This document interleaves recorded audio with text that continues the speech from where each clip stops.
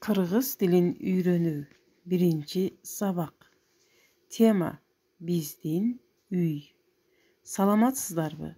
Biz sizler menen kırgız dilini үйрөнүү үчүн birinci sabagыбызды баштайбыз.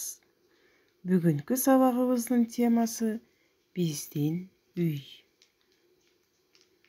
Мына силер менен көрүп турган бул биздин üy.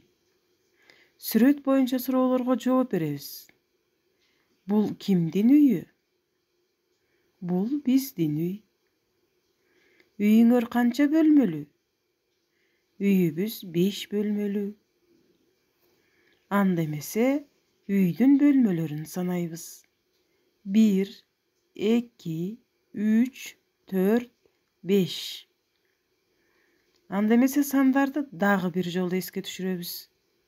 1, 2, 3, 4, 5. Эми ашканага киребиз. Ашканада эмнелер бар?